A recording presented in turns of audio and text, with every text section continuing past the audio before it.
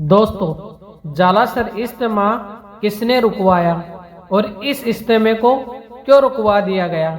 इस इज्तिमे के अंदर आप जानते हैं कि 10,000 आदमी करीबन जुड़ने वाले थे और ये इज्तिमा लगभग 3 दिन चलने वाला था। लेकिन ऐसा क्या हुआ कि इस इज्तिमे को रुकवा दिया गया, जबकि इस इज्तिमे को करने की इजाज़त भी मिल गई थी, कागजी कार्रवाई भी पूरी हो गई थी। लेकिन ऐसा क्या हुआ कि इज्तिमे को रुकवा दिया गया, यानी बंद करवा दिया गया था। पूरी तैयारी हो गई थी, टेंट भी लग गया था और स्टेज भी लगा दिया गया था।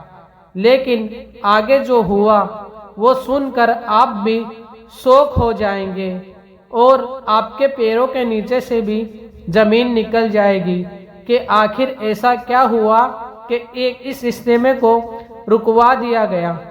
उससे पहले आपको एक हदीस बता देता हूँ जिसकी तरफ, ताकि इस हदीस को जानकर ये मालूम पड़ जाए कि हम जो मुसलमान हैं, इस हदीस को या तो लोगों को, मुसलमानों को इस हदीस का पता नहीं, या बहुत से मुसलमान इस हदीस को भूल चुके हैं।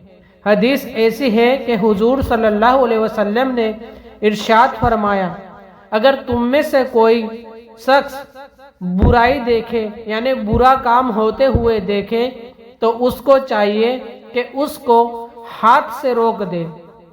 अगर वो शख्स हाथ से रोकने की ताकत नहीं रखता है तो उसको चाहिए उसको ज़बान से रोक दे। अगर इसकी ताकत भी नहीं है कि ज़बान से रोक दे, तो कम से कम दिल में उसको बुरा समझे, और दिल में जो बुरा समझे ये ईमान का आखिरी दर्जा है। यानी बुराई को होते हुए देखकर हर मुसलमान का फर्ज है कि उसको कैसे भी करके रोक दे।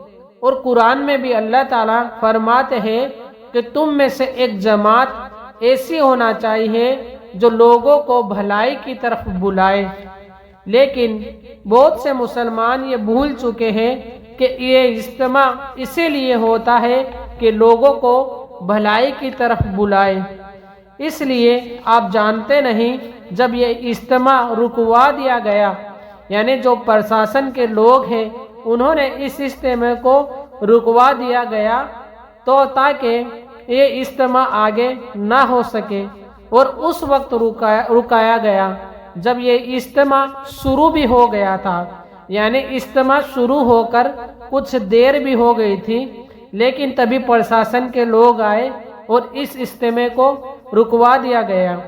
जब तबलीग वालों ने पूछा कि वजह क्या है इस इज्तिमे को रुकवाने की, तो प्रशासन के लोगों ने ये कहा कि नाम तो हम नहीं बता सकते, लेकिन ऐसा समझो तुम्हारे ही लोगों ने कंप्लेंट की है आगे और कागजी कार्रवाई की है, उसी वजह से इस इज्तिमे को रुकवा दिया गया है।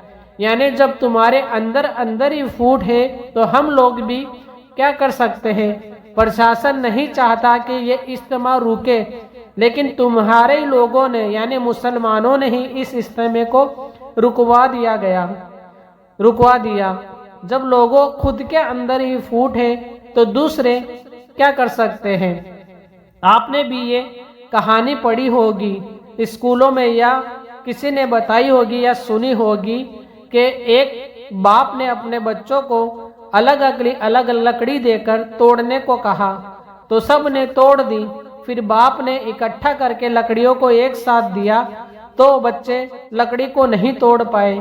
तो दोस्तों, इससे यही सीख मिलती है कि जब एकजुट होकर और इकट्ठा रहेंगे तो कोई भी तुमको गिरा नहीं सकता, यानी तोड़ नहीं सकता। इसलिए एक दूसरे का साथ दे, और जो भी तबलीग का काम कर रहा है या किसी भी तरीके से दीन को आगे फैला रहा है, तो वो एक, यानी बुराई को रोक रहा है, यानी तबलीग कर रहा है।